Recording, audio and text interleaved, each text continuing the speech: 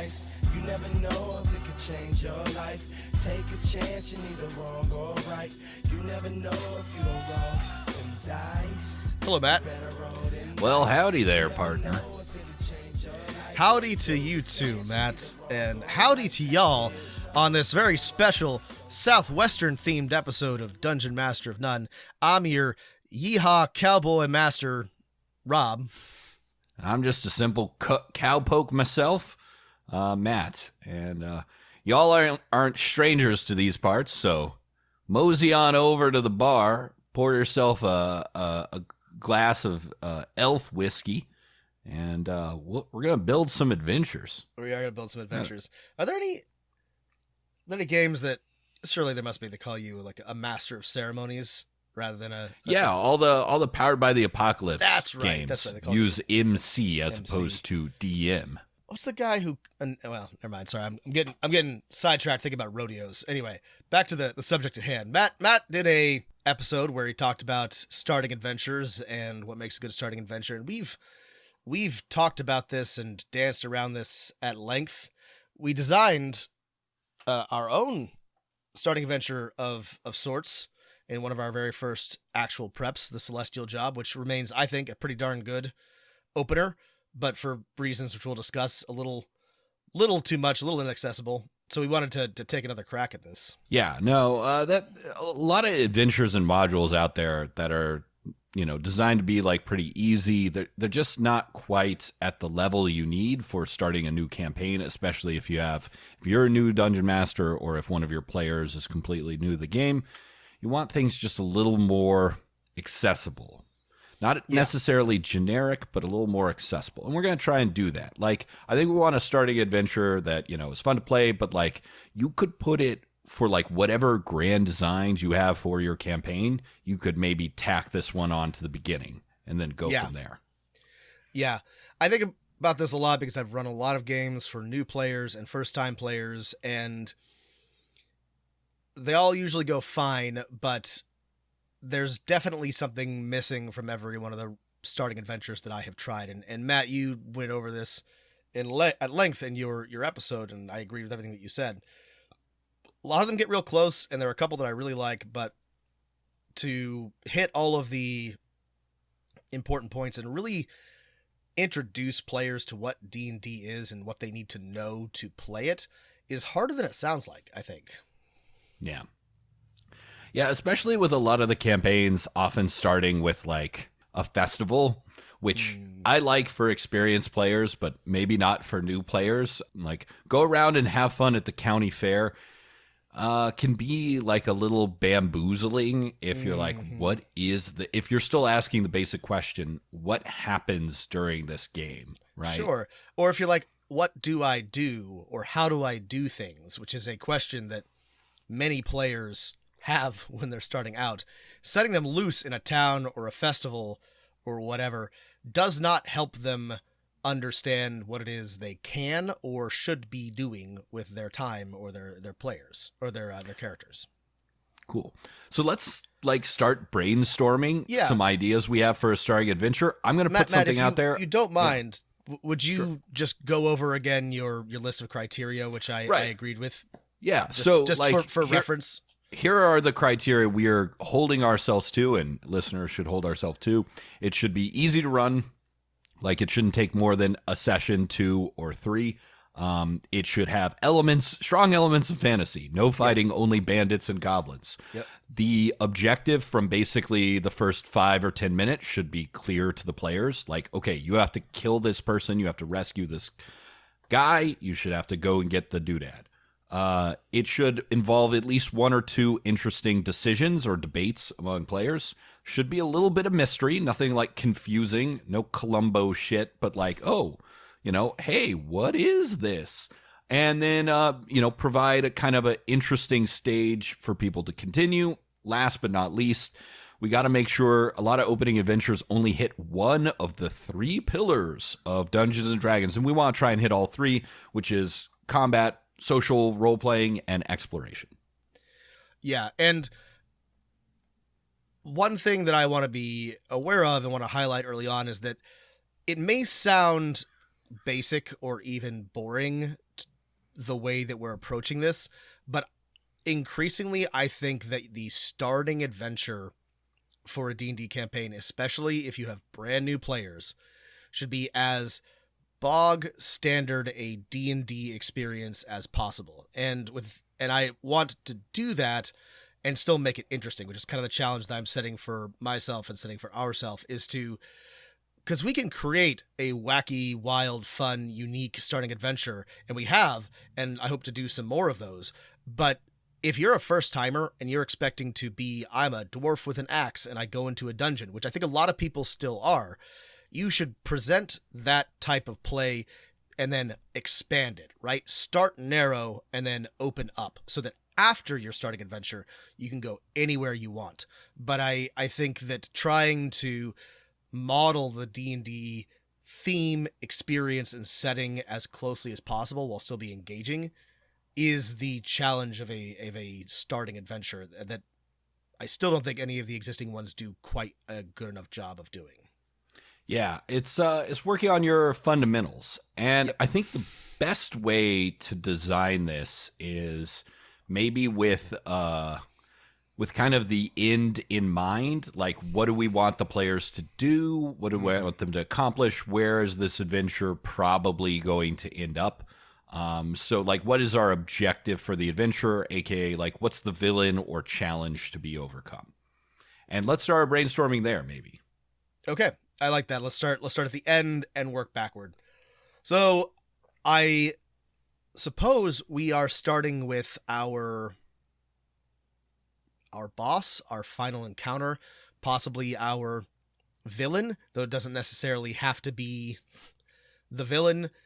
Could be something working for them. And when we started brainstorming this, and Matt, we talked about this a bit, you said that there needs to be a strong element of the fantastic, and I agree. Right. And I don't want our villain to be a bandit, captain, or a goblin. Right. Without some sort of, but yeah, no, not that. Yeah. And let's talk about some of the things that we really liked from other starting adventures. And you mentioned this. I myself, I love the final encounter for Sunless Citadel. There's a evil druid. He's possessed a couple of adventurers. He's got these creepy twig blights. There's an evil tree. There's terrain. It's very, very good. That's a great one. That's not too fantastical, but it is very much like a D&D encounter. I've already forgotten the name of the adventure, and maybe this is there's something similar in Dragons of Icespire Peak, but the sort of, the preview adventure for 4th edition culminated in a fight with a small white dragon. And that's not particularly unique, but I do kind of like a fight with a small dragon as a, your, I guess, reward for getting to the end of a starting adventure. Feels very Dungeons and Dragons. So those are the things that I'm thinking about. But what are our sort of like exciting monsters, exciting adventures, fantastical elements that we can draw on? Let's start to triangulate towards, what we think is the most exciting, I guess. I mean, I love Evil Druid. Rise of the Rune Lords has an evil cleric as the villain. Village of Hommlett has an evil cleric. Like, I was thinking maybe an evil wizard or an evil sorcerer would be like a good one. Maybe someone's got like a nice skull on their head or something like that. Just what about we lean on one of but dragon is interesting too, and do an evil warlock. Evil warlock is, they've put a lot of effort into warlocks. We could give them we could do evil warlock, or if you want to lean into the dragon thing, we could lean into an evil spellcaster who can also, shape change into a dragon. Like, and we could present that as like, it's not as good as an actual dragon. That way we can have 1st or 2nd level players have a chance to deal with it. Is there a warlock that has a dragon? Not that there has to be. We can always make it a dragon, like a patron. I also like the idea of a shape change gives you second phase boss battle, which I love. Yeah, I think we should do that. I think that's good because I like the idea of a spellcaster, something with intelligence is a really good final combat. Maybe there isn't a dragon. There isn't for Warlock. Patron. Obviously, we could make a dragon sorcerer. Could make a but dragon we could, sorcerer. One of the unique things is we could have let's say, a sorcerer or a wizard, let's say, who, as part of their backstory, they became the patron of some dark, evil dragon. Maybe their patron is a Draco Lich or something, and they have the undead patron ability. Actually, I mean, they're an NPC, so we're gonna give them whatever abilities works best with this. That's right. We're not building them as a player character, but interesting ideas for brainstorming. I think combining dragon and evil spellcaster makes for a memorable villain, which our favorite starting adventurers all have.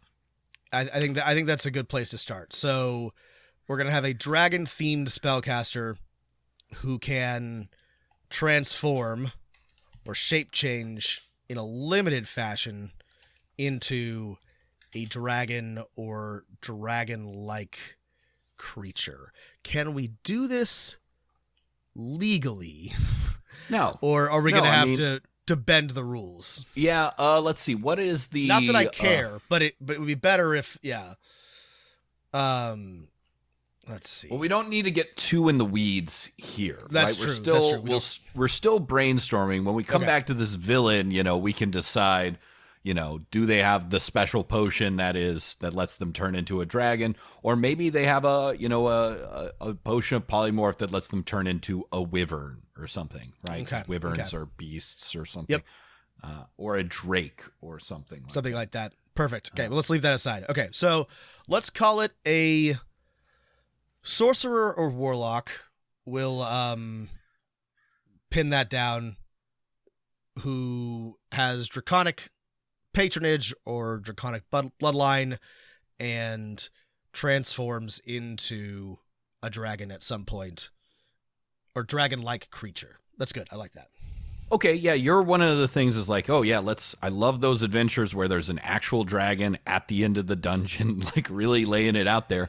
Obviously, maybe they're practicing some sort of very dark, unusual magic, maybe some like demonic or, clearly evil magic. And they've got some deal with a devil or something that will, because turning into a dragon is a high level spell. If you can even do that in 5e anymore. I think that shape change still lets you change, but that's like an 8th level spell. So. Right. And so this is a low-level spellcaster, so they've got to cut some corners if they want to... So here's the thing. The obvious, if we're trying to stick to familiar settings, obvious connection here is that they're a servant of or trying to get in good with Tiamat, but there's plenty of Tiamat-themed adventures already, so maybe we go in a different direction with this.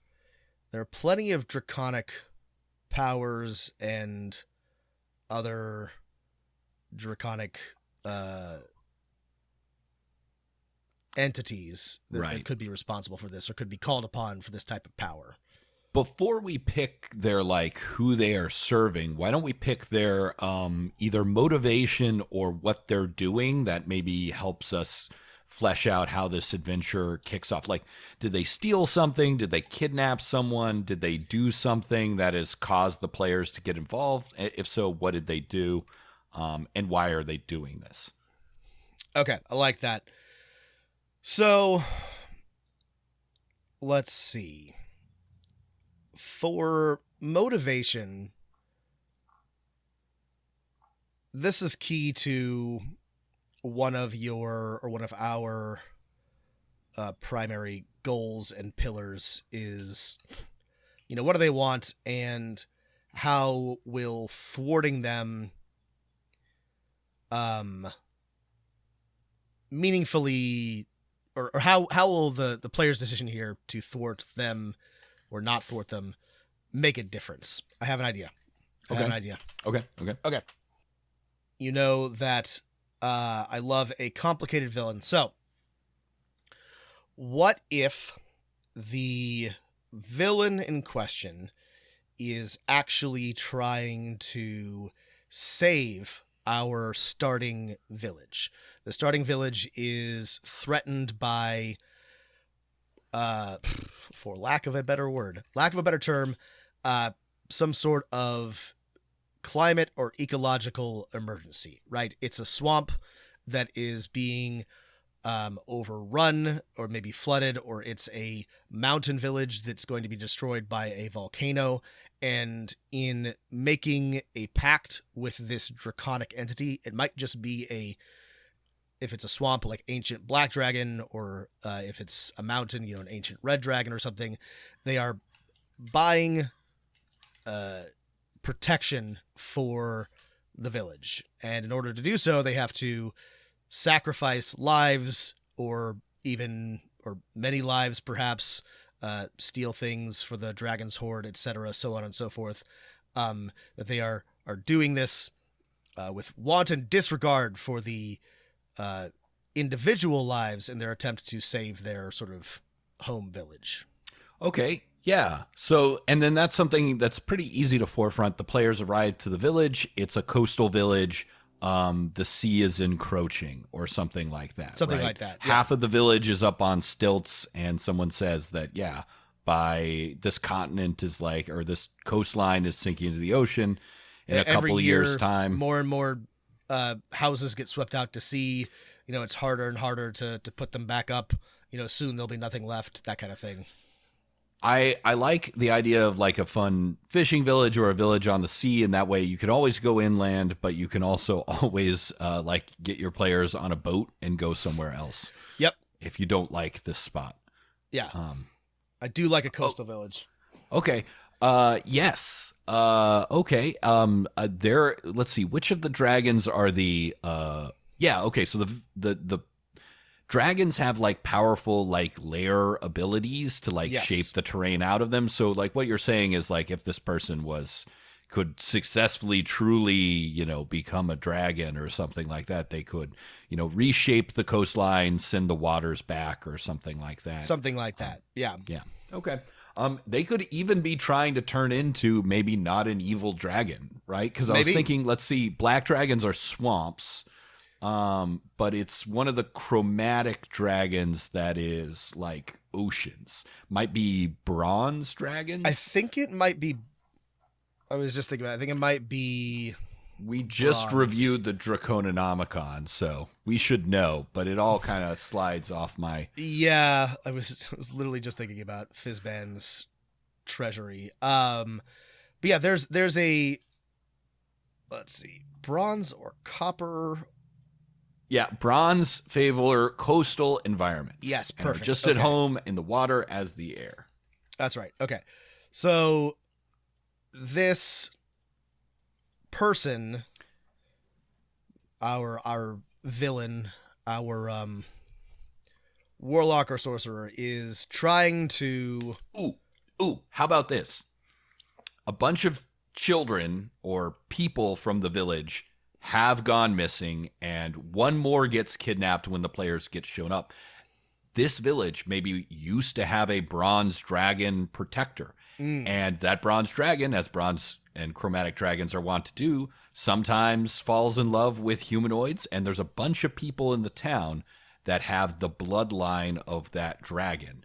Let's say some of them are maybe not half dragons, but they've got kind of unusual features and stuff like that. That's the clue that the players can uncover, like why these people have been disappearing. The evil warlock needs to sacrifice them all or steal their essence somehow to make this transformation happen. They have metallic irises or something like that. They just they've got the dragon eyes. They got dragon eye. They got dragon eye. Okay, I like that. And this bronze dragon protector this is in the past, the players can discover it. We can make sure it's the most easy to understand lore they can discover later on. Of course, died a while ago, or a long time ago, or was killed. You know, that could be a hook for later, like what happened to this bronze dragon, and maybe discovering their lair, which is like deep under the sea or something like that. That's right. That's right. Yeah, we could even give the village a name like, you know, Dragon's Point or something like that, or you know, bronze pans, or bronze what do you call a port hold? Bronze port.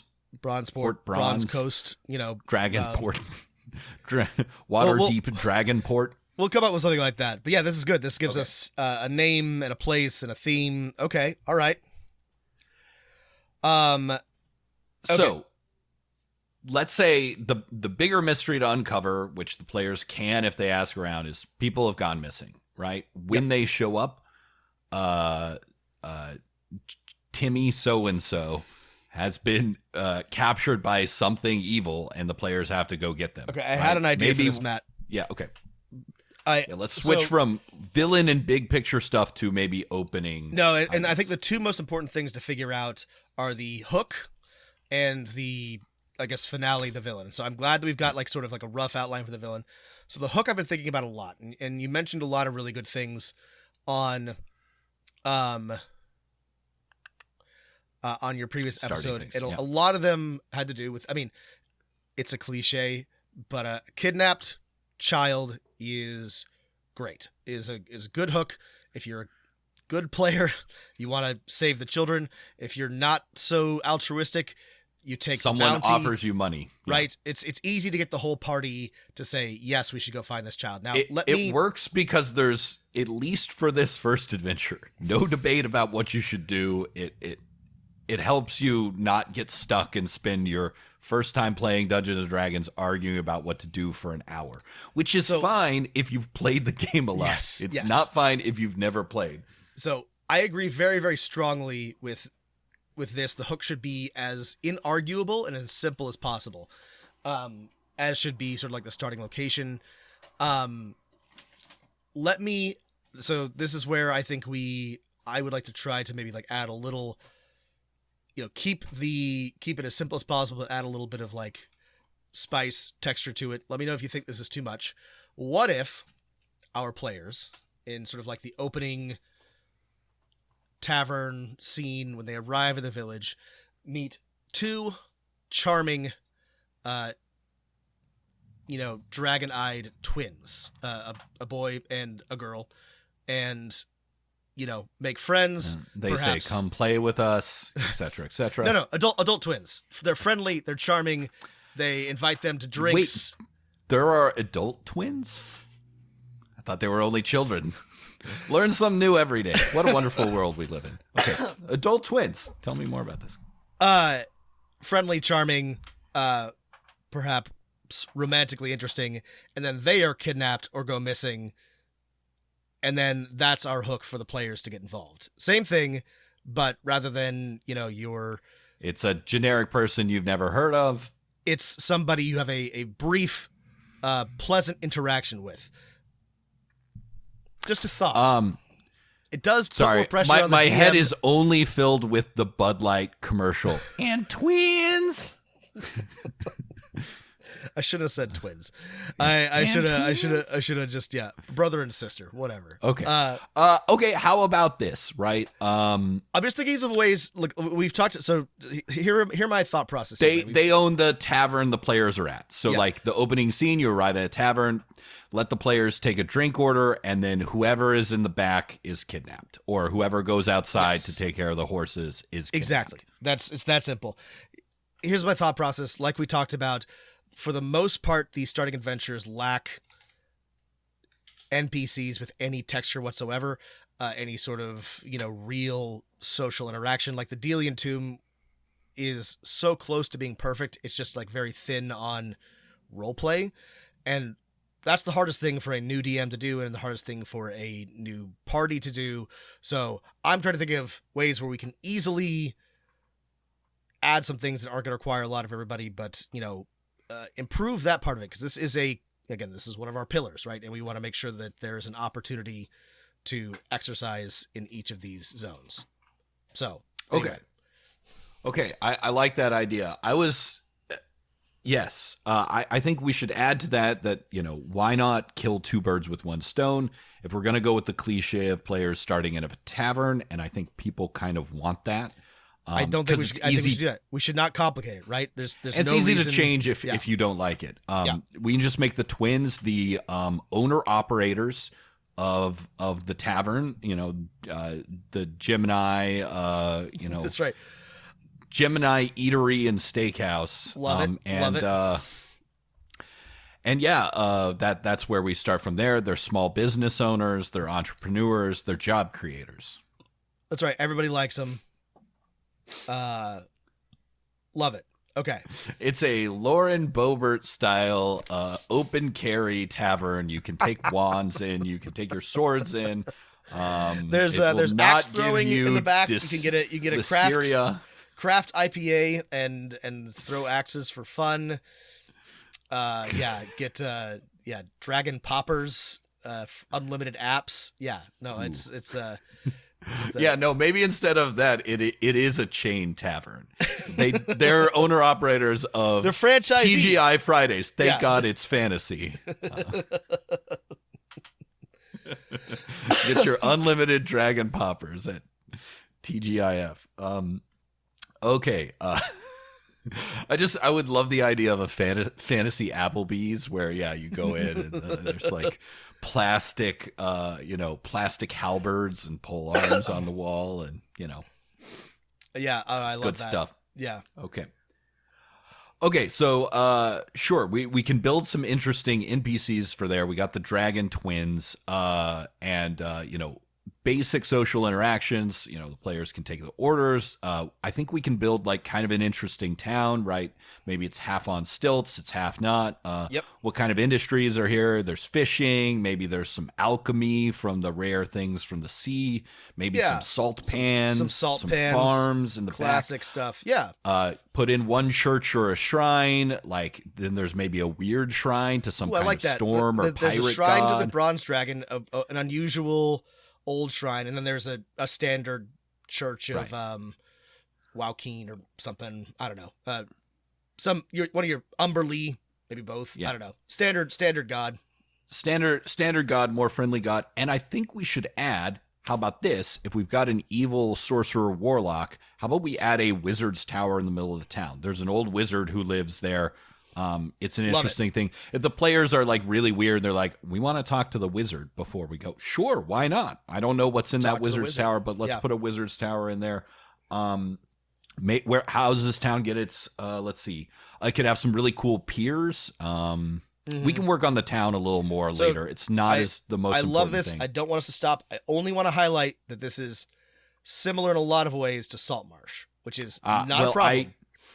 I just read Rise of the Rune Lords last week for our discussion. But I love Saltmarsh, and I don't have a problem with like being clearly inspired by Saltmarsh, which I think. Saltmarsh, not what is Sandpoint? Sandpoint is. Well, it's also like Sandpoint, but I think that's actually like a good point in that the good towns kind of have all the same thing. There's usually a wizard's tower, a temple. A couple of I don't think Saltmarsh or Sandpoint have wizards towers. Saltmarsh has a wizard. I'm positive. Okay, you're right. You've run Saltmarsh more than I. I've only ever run the starting adventure. But anyway, not the point. Cool. We can add some other there's things. Lots of cool fantasy stuff related to the sea. Maybe there's a spot where they do like a Venetian sort of ceremony where they marry someone off to the ocean. Maybe they call the ocean by the dragon's name. Sorry. No, I love what you just said. I think the way that we make this a little bit more interesting, but keep it fantasy and uncomplicated, is this: we model this off of like Venice or a coastal town rather than some sort of like decaying salt marsh type village. And Venice, the biggest little city in the world. So instead of, maybe being on stilts, there's a bunch of like older stone structures or slightly like, but they're also like, about to tumble into the sea, that sort of thing. Right. And there are some ruins in the water sticking out, Yeah. Okay. There's just like a little like theme difference, but I think that would be a good way to distinguish it from your salt marshes or other, fantasy. Cool. It's Forgotten small Realms town towns. Venice. All Small right. town Venice. Small town. Whatever that means. All right. Well, I will meet you on the Bridge of Sighs at midnight, and then we'll head over to St. Michael's. Yeah, and the Lido deck. Okay, I like. We can come back to the town. I can picture parts of it in my mind, and that's good enough for now. Okay, so we want a twin to be captured. Yeah. And then the players bust out and they can see the tracks, let's just say down the beach, right? Sure. That gives it an immediate this is good, right? There's not a lot of choice for delay because a local can tell them the tide will be in 4 hours and those tracks will be gone. I've got an idea for our dungeon. Okay. So again, we're keeping it simple. They follow the tracks that come to a sea cave, right? And exactly like you said, if they wait, the tide will go up and the sea cave will no longer be accessible. So if they're going to try to rescue the twin that got captured, they got to go now. And then, or if they wait, they're going to have to swim through a sea cave, which they will learn there are consequences for those decisions. And, that's fine. That could be an interesting all about these encounter. consequences. Yeah. Sometimes your players drown. Yes. And here's the thing. This gives us a chance, I think, to be a little bit, again, stick to the classics, but be a little bit more interesting. It starts out as a sea cave, which leads into some ancient ruins. So, maybe our 4-room dungeon is half sea cave, half an ancient temple to something or other, or an ancient shrine to the bronze dragon or something or other, where they will encounter their, our villain. Yeah, maybe the dungeon, I mean, we could save this for a later hook that we can throw out there, but maybe the dungeon is this dragon's old lair. Or one of the dragon's old lair. Yeah. Like the dragon's outpost. Its actual lair is deep underwater on the coastal shelf. Maybe this is or where on an island. Maybe this is where it went to interact with the court villagers. or interact with the villagers, right? This was its old when it was a more active benefactor, it would meet with them here. Yeah. Yeah. And I'm guessing this is all kind of legend for the people of the village at this point. This is many generations ago, some people doubt whether it was even true, though you can't deny all those dragon-eyed people. Yeah, the only real evidence is the dragon-eyed people. Yeah. Okay, very cool. So I like the sea cave. What creature did the kidnapping? Some sort of let's say ocean troll, or we could just have it be like a demon, like a little dretch or something. Those terrible ape creatures. Yeah, I do. I like the idea dretches. of like an ocean troll or something. Good question. There's a bunch of really good like water themed creatures, so I do kind of want something for them to encounter in the sea cave, I think. Let's see. A marrow is a challenge rating 2. That's not too much. But it's also a thing that will one-shot a level 1 player. What about just a aquatic dretch, right? This has been summoned by our warlock. It is a dretch with gills. Okay, I like that. Yeah. Because dretches are basically goblins, but a little more terrifying. Yeah. I was going to say that's just a CR14, but honestly, for a CR14, it's a pretty decently scary encounter. Remember, we want to make any first encounters a cakewalk, right? Yes, it is a party of 4 fighting 3 dretches. You can win this. Yep. Even if you're the worst person ever. No, I like that. Aquatic dretch. Yeah, it's just a dretch with gills and fins. I like that a lot. And instead of fetid cloud, we could replace it with some aquatic ability. Maybe it just be ink produces cloud. an ink cloud or something like that, or which could be a slick on the ground. Well, we don't want to make this encounter too complicated. You know, again, I'm imagining my first player ever, like they're coming up to attack a creature and they're like, "Oh, you forgot about the oil slick it created or the fetid cloud," and and you fall over, and they're like, "Well, fuck this game." Okay, do we want anything at so we're building maybe now this very quick dungeon, 3 or 4 or 5 rooms. Do we want anything at the entrance that says you've come to the right spot? Here is a challenge. Here is an encounter. Is there a guard of any kind? Maybe 2. It could be 2 dretches fighting each other. Another servant of this evil How warlock. about a very simple trap at the entrance? You know, let's give them the D&D experience. So I don't like a trap as a first encounter. You don't like a trap as a first encounter? Okay. Right. Imagine you're playing the game for the first time or a new adventure for the first time. And it's like, all right, the very first thing we have to deal with is some, dart that shoots us. We had no idea this could even be. No, you're totally right. I have an idea, though. Okay. So, what if, again, let's complicate this a little bit. What if it's a beast, and they don't necessarily have to fight it? Okay. Oh, yeah. Yeah, like some kind of guardian beast. Yeah, so there's a whale. I was thinking like an octopus or something, saltwater crocodile, or a crocodile, something that they might fight. Ooh, a half dragon crocodile. Ooh, okay. Or my other thought is, what about like a enchanted sea fae, like an enchanted naiad that the warlock has bound to the entrance? That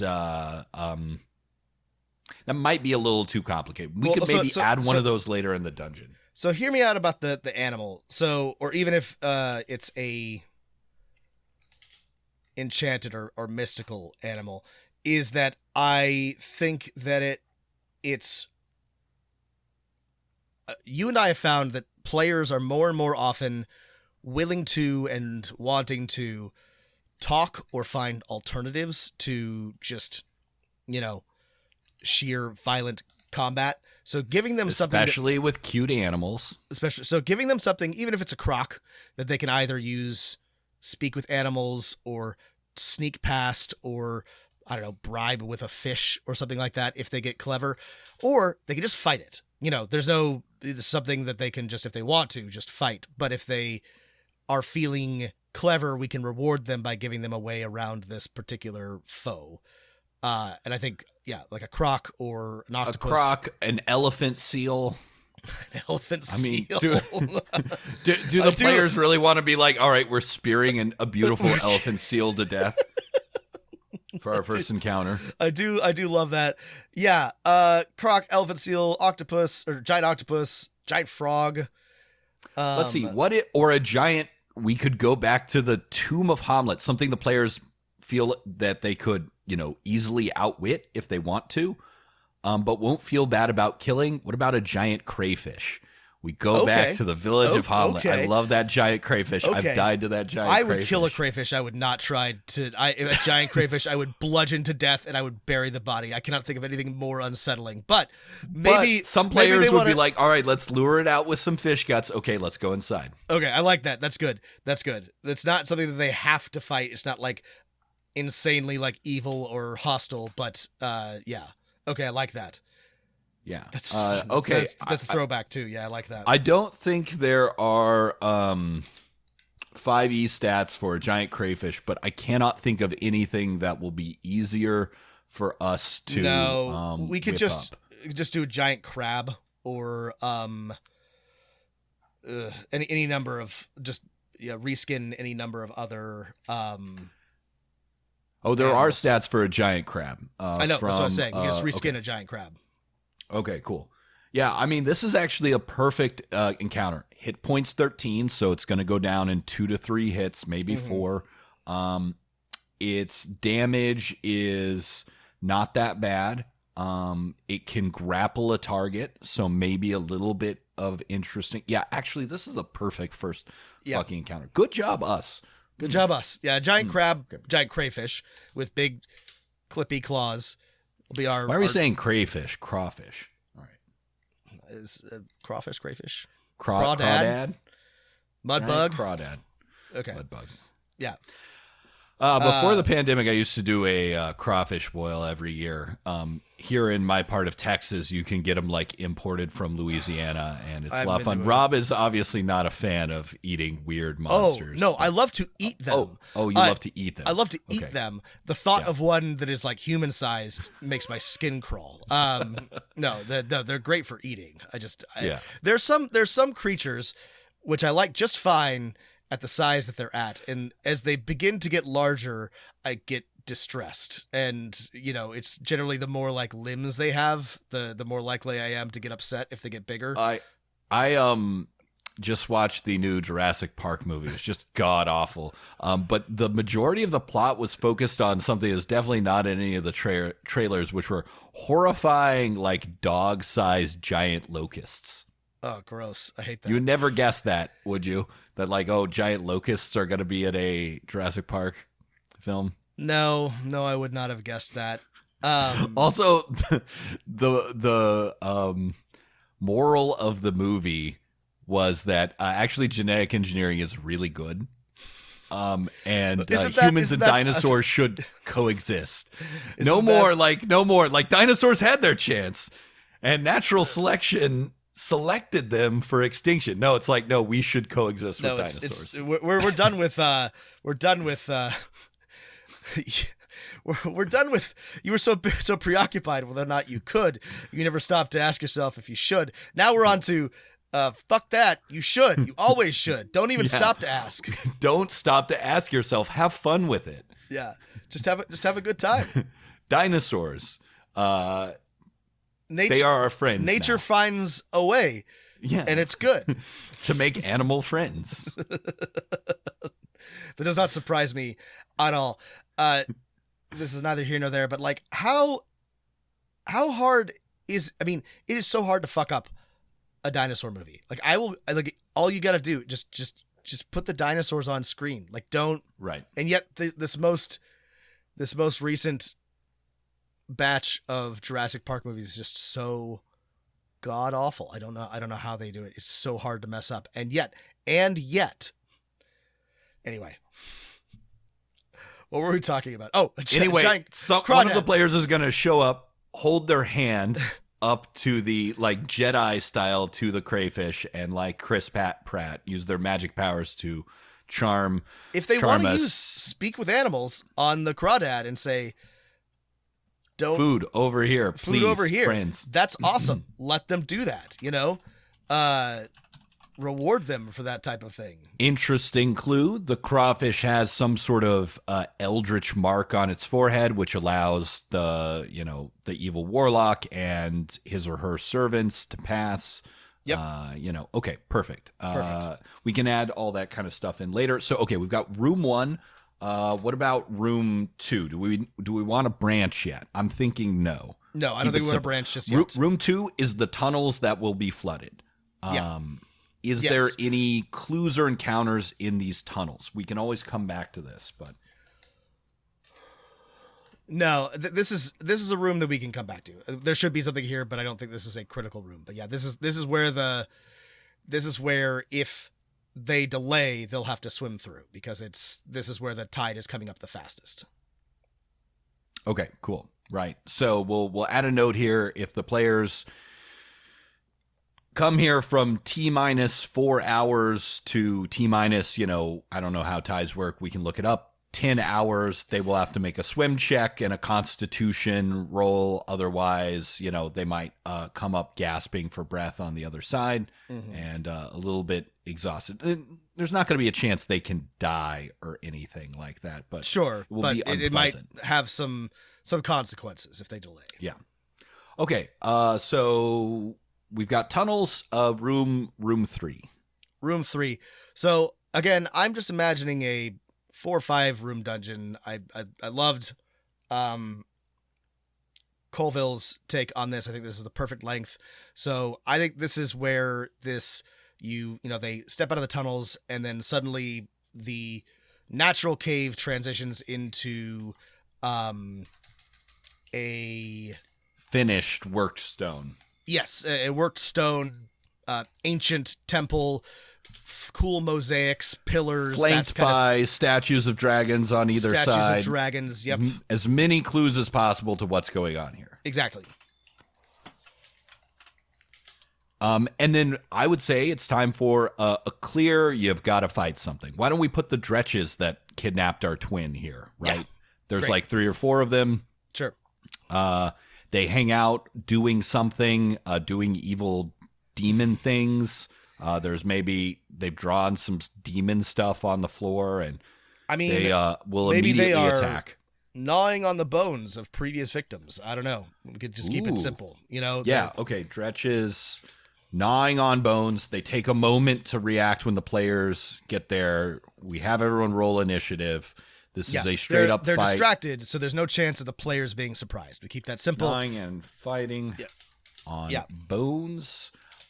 There is maybe a clue here. Like, we can put some interesting objects in this entrance so it's not a fight in a flat room. But we should also maybe this is where a evil warlock person we haven't come up with a name yet has their summoning circle and summons the Dretches to serve them and do these captures. I like smells that. Yeah. of brimstone.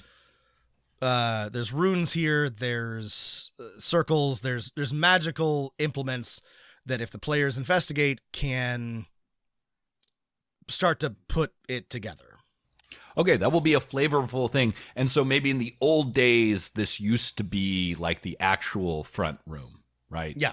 Before Yes. the landscape changed after the dragon was gone. And then inside, maybe this is where we can have some things start branching off or something like that. Sure. Actually, this makes me want to grab Fizzban's Treasury of Dragons and see if I can draw any inspiration from the bronze dragon habitat. But we can save that for episode 2, right? Yeah. But I think that's where we something actually should do the mapping. try to do some draw some inspiration from. Okay, but what do you want after this? I think this is a good place to have another interesting encounter, maybe something fantasy. I think this might be the time to redeploy my idea of a frozen and enchanted naiad or nereid that Warlock has captured here, or if we want to put a trap or something like that. I think players would be ready for a trap now. Yeah. Okay. I like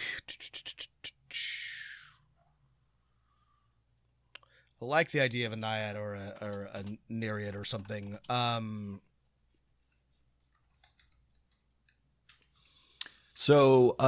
nereids are ocean fae, right? And they are I'm sure going to be more powerful than our players.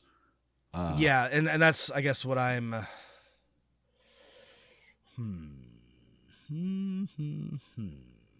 What would actually? Here's a good idea. What would an evil warlock want with a nereid other than just being a dick?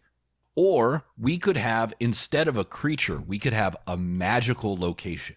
Maybe there is a talking statue, a reflecting pool that can scry on other places. Something cool or weird or wild, a portal to another dimension that the players can peer through. Let's do a magical location with either a trap or opportunity or maybe both. Something that, depending on how they interact with it, could help or hinder them. So I like the idea. Let's keep this water themed of a scrying pool. So they come to a new chamber. In the center of it is a perfectly, almost impossibly still, calm pool of water. And if there should be some sort of book or inscription or something that gives them a hint as to what it's for, because if they just, stick their faces in it without preparing themselves or saying the right things, then they'll open themselves up to potentially some damage or ill effects. So yeah, let's make it like really, I don't know.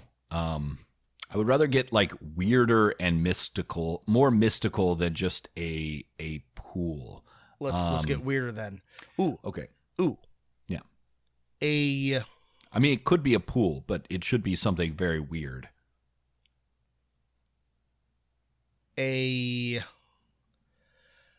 How about a free-floating water sculpture of a dragon that they can talk to?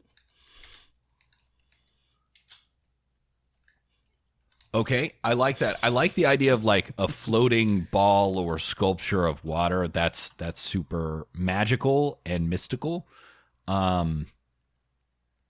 Yeah, as something that can grant magic powers, something they could talk to.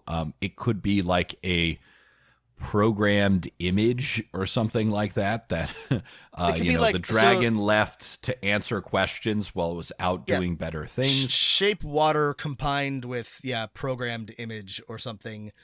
A oracle of sorts, designed to. No, I like this. This is good. This is good.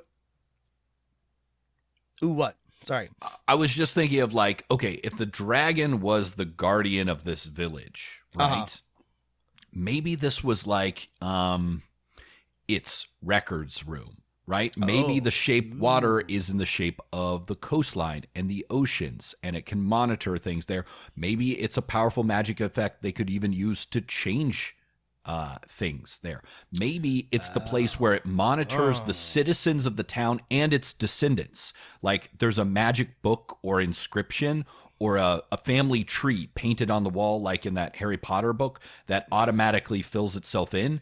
And the players can even like mess with that. If they like erase a name on the tree, like that person starts dying or something like that. Or if they rewrite someone's name, it can bring them back to life. Like this is a really powerful like ability for people here, right? I don't know. I'm just throwing things out here, but maybe there's the name of everyone in the village on this. I'm trying to find a way for us to put this in without it slamming our players into a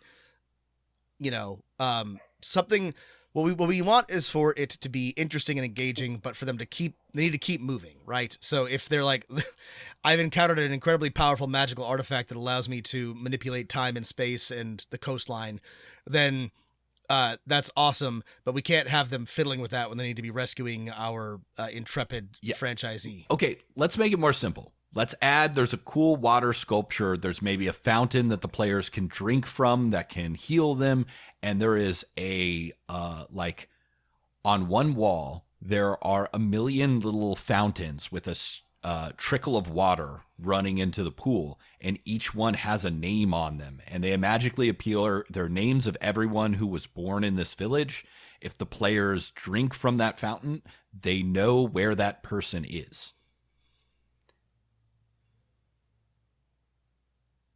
Okay. And the dragon made this to monitor people or something. Okay. So like if the players are like, was the person actually in there? Oh, they're in the next room. I know that they're this way. I don't know. It is a magical book of life for no. I like it. Sorry. I'm trying to think through all of the possibilities here.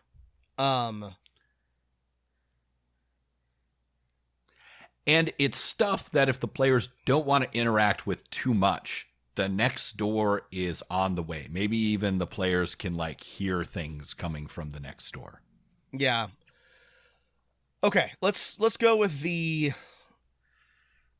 magical water book of life until we for now. Okay, there's some things I want to hammer out about that, but I like that. Right, for right, now. right. I like the idea of a mystical record room, and that it's some sort of water device, water clock, water fountain, water wheel. Yeah. Yeah. Maybe it's even broken or something. Yeah. It could be cool. A water clock is cool. Maybe everyone has their own water clock. Ooh. Okay. And it shows how long they have to live. And if you smash it, they're like, they're cursed where everything like tastes salty, or they start dying until you fix their water to wither clock. And die. Yeah. Okay, we're getting there. Okay, let's water clock room. Do we want a trap in the water clock room? I think if we're gonna add a trap, we could add it in the next hallway, the door out of the water clock room. Okay. Or the trap could be into the water clock room. Maybe the dragon didn't want everyone coming in here. Let's just make a note that either into or out of the water clock room, there's a pit trap or something. Actually, let's make it a trap that the dragon had left here that the players can bypass if they were paying attention. Something really obvious like 2 never-ending story sentinel statues. Yeah. Okay. Something really difficult to miss. And the players want to go past it. The password is, it says something like "Know my name." The mouths. Let's see. Bronze dragons breathe lightning. The mouths have like scorch marks. There are scorch marks on the floor. They shoot a bolt of lightning between them. It does like a D6 electricity damage. There's an obvious clue that says, speak my name and enter. And if the players had picked up the name of the dragon before, they can do that. Otherwise, they could any sort of the dragon's name is everywhere. Let's say they could have learned it from the village. If they do any investigation or all, they'll be like, oh, the old dragon called Parnalax used to look over this, and then there's it's written all over in various languages in the temple, so it should be very easy for them to figure out. I will say, how about this? To make it easy to bypass, for some reason, this room doesn't have any like leftover detritus, but there is a couple iron rods on either side here. And how our warlock has been getting past is he sticks an iron grounding rod into the ground when he walks through or she walks through. And that's enough to bypass the trap. Or, we'll put in the notes, players do anything else clever enough, like stuff the mouths with cotton or dretch corpse, then that will also get them through. Jump over the line of lightning, all of those things can bypass the trap. And if they fail, and the trap takes like a minute to reset. So if someone gets hit with it, the eyes close, everyone else can run through. This is the easiest trap in the world. I find that works okay with new players. I like that. Okay, do we want any branches, or are we ready for like a final room? I'm okay with branches, but like for the purposes of this podcast, let's talk final room. Okay. I'm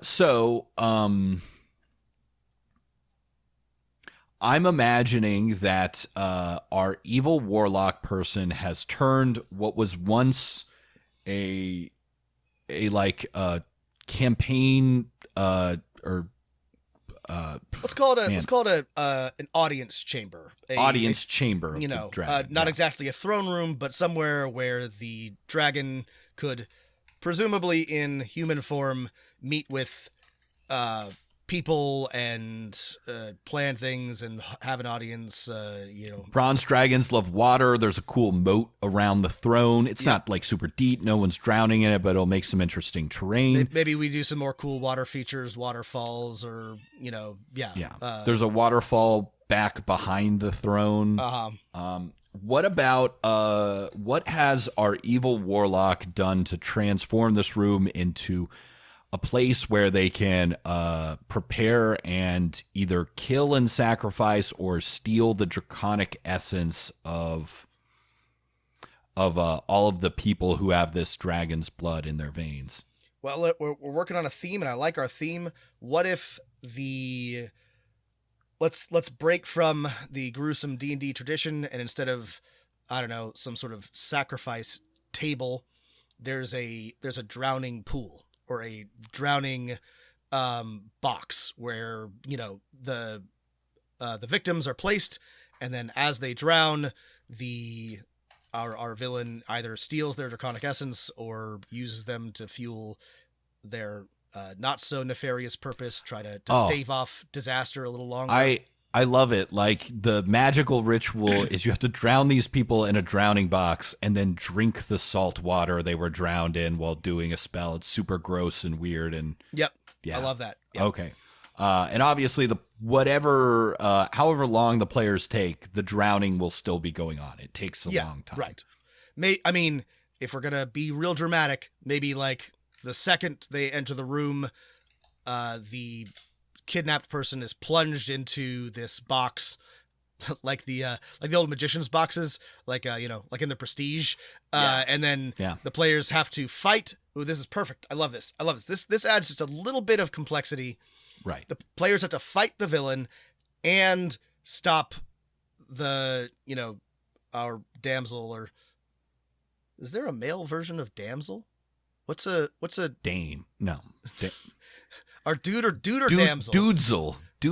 Dude or damsel from drowning. So, which is fine. They just need to run up and like smash the sides, but somebody has to take at least one action to do that. Right. But that's cool. Like, someone shoots an arrow through the glass box. Yep. It starts draining. They get some relief. Somebody could even like shape water or, there's all sorts of things you could do, but that's just a little bit of complexity to the combat. And then they fight this boss. And our boss, shall we say they are partially transformed into a dragon, or maybe that's the second stage of the boss fight. They're a weak level 1 wizard. They're going to start off, they're going to trade Eldritch Blasts, or maybe just, let's say, magic missiles with the players. Maybe they have a fog cloud spell. Yeah. One or two spells, and then they have 20, 25 hit points. When they fall down, all of their like draconic energy they've partially consumed takes over, and they turn into an evil mutated bronze dragon that's maybe not like, I'm imagining, maybe this is getting too like weird and Cronenberg, like, but a dragon where one of its limbs is just still a regular human arm and like parts of it are still regular human flesh. They're like one dragon arm, one wing, perhaps, a tail, and clearly like they're midway through either a transformation into a dragon born or dragon kin or a full dragon, but it didn't quite take. And yeah, that's good. That's good and weird. Okay. And then all we have to do is, I think, take an appropriate young dragon stats, switch them over to bronze dragon things, and make this it's going to be a party versus one creature. So I think we can indulge ourselves a bit here and even write out some, an actual stat block for our transformed warlock guy. Not that we have to make it complicated, but we can give a little extra flavor here because everything else should be really simple to run. Theoretically. Yeah. I think we'll make our own stat block. We can do that right now or something, but we'll start with like the level, the challenge rating 1 or 2 wizard and build from there. And something from the bronze dragon or a bronze dragon whelp or something like that. And it can still be like a large creature so the players feel like it's scary. It can still have a weakened breath weapon line attack, which is, also scary. Mm-hmm. That's perfect. I like that. Reminds me, you should probably put something that will electricity resistance otherwhere. Actually, maybe if the players keep one of those iron rods, that will give them half damage or something like that. And then, so the players defeat this dragon warlock person. And I was thinking, we have this wizard's tower. Who is this person in town? Here are 2 ideas to bring it back to like our in-goal villain motivation, right? The villain's motivation kind of good, right? It wants the villain, we can add in some lines like, hey, please don't stop me. The town will be destroyed if you stop me. Like, and when they down stage 1 of the boss, like, no, I was so close. I'm not finished yet, etc. Who is this person in town? Obviously, they're not one of the people with the dragon essence. Or maybe they are, and they're just, like, collecting their relatives. Are they the town's wizard? Are they the town's wizard's apprentice, maybe? Yeah, something like that. Or they were the apprentice, but they're a warlock or a sorcerer now because they didn't have the discipline for wizardry. Everyone's always shitting on people who are non-wizards that just couldn't hack it. That's why hack it. Well, they had too much natural talent. They weren't willing to, spend the hundreds of years that it requires to learn proper arcane magic. And maybe they have a demon patron, right? There's maybe a link to that. Players can discover that. Maybe they have recovered 1 or 2 of this dragon's magic items. And then maybe they still spy on their former master. Maybe in here there is a portal, a teleportation circle, a wardrobe that the players can step through and get into the wizard tower. Maybe they've murdered the town's wizard already. No one's just checked on him or her because they're a recluse. Okay, I like that. Yeah. All right. Did we we're kind of through our first brainstorming session. Is this easy enough to run? I'm thinking so. Is there fantasy? Yes. Yep. Clear objectives? Yes. Interesting decisions. I don't know if we've included any of those. That I want to revisit next time. Okay. I think there's something that we can do in the water clock room. And then I think that there's maybe something that we can do at the end or at the beginning to give them a decision to make. Right. But I need some time to noodle on exactly what. Yeah, it could be something interesting like, oh, should we continue this person's work? Should we that's what I'm thinking is bring how this do they, person to punishment? Because now they know there's a problem, right? So right. What they do, and maybe there's a magic item or a mystical process or something that our villain is working on, and they have to decide to dismantle it, continue it without the human sacrifice, report it. That's great. I want to go ahead and add that in the final room is, so Warlock had to transform into a dragon in order to operate the dragon throne, which is a magical artifact that can control the weather and coastlines of this area, but only a bronze dragon can do it. And the players could do something. We'll come up with an interesting thing the players can do with the magic throne. Maybe there's a halfway version that they can try right, that will rescue the town, but if they want to permanently save it, they're going to have to find a bronze dragon or do something else. But yeah, I think there's an interesting decision to be made there. We can come back to this one as well, but interesting hooks. Did we have further interesting hooks? I'm going to say the players can explore the Wizard's Tower, which is maybe a separate dungeon with a dead wizard or a wizard ghost in it. I think we can add a couple more interesting locations to the town that are that they may want to come back to. I think we should add in somewhere in here a mention of pirates or pirate things. Maybe this has to do with the Warlock's origin. Maybe pirates are what the villagers were blaming the disappearances on before. And they're not wrong. There are pirates around here. I like that. Just something to hook something that could come up later. And then I think, we should definitely add an interesting hook of what town legend says happened to the dragon. Were they killed by another dragon? Were they, did they develop some magical curse? Were they turned into a lich by a skeleton dragon by an evil sorcerer? final encounter, could we make it more interesting than a single boss fight? Could we give the evil warlock 2 cool servants, like a little imp or something like that? Yes. Or a skeleton that like lifts things for them? I want to revisit it and think about maybe a familiar or maybe a flunky. Again, a full party versus one person, one foe is a pretty, just action economy wise, kind of like not a great fight. So I definitely think adding, maybe something. I'm not sure what, but something else. I think we can do that without making it too hard.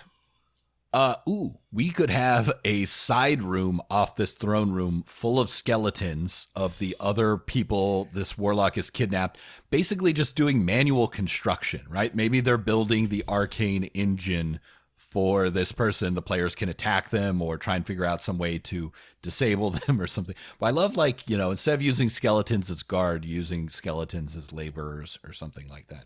I like it. Okay. So other hooks, we've got pirates, we've got the mystery of the dragon, we've got, saving the town from ecological disaster. We need to add in a couple more interesting NPCs to the town.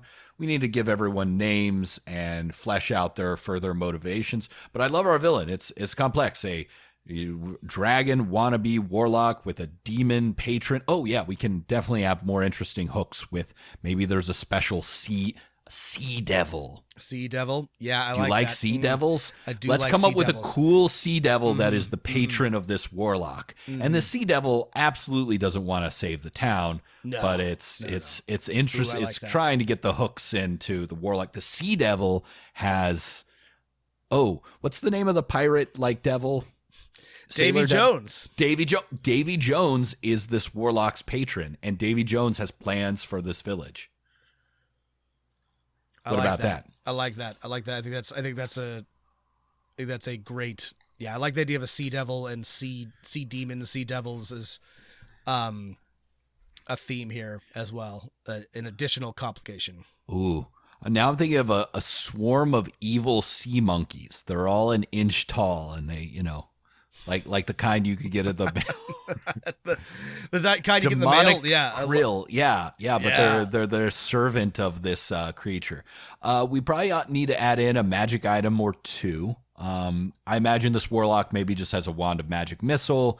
Maybe there's an enchanted sword or something in the throne room. Yeah, we skipped over magic items, but there's definitely I think that there are things that we should seed throughout, and that's something we should address next time. If this is your first actual prep episode, what we normally do is brainstorm out everything, try and type it up as best we can, let it sit for a week. When we come back, we'll see what doesn't make sense or sucks, and then actually write it out in a second episode where we flesh things out. And that will be our next episode on this actual prep, is fleshing things out and coming up with a finished product. Okay. Or finished adventure. It's not a product. It's just fun for an adventure. Yeah. All Okay. right. And then I think we will title this, again, The Best Adventure Part 2. I don't want to give this adventure a name. We'll just call it The Best Adventure. I like it. Okay. I feel good about this start. I'm excited. Okay, this is a good start. Thank you, Rob. Thank you, Matt. If you're one of our patrons, look at our notes. We would love your feedback or suggestions that we can incorporate into, again, The Best Starting Adventure. But for everyone, thanks for listening to this episode. Yep. Stay healthy, stay safe, and keep rolling them dice.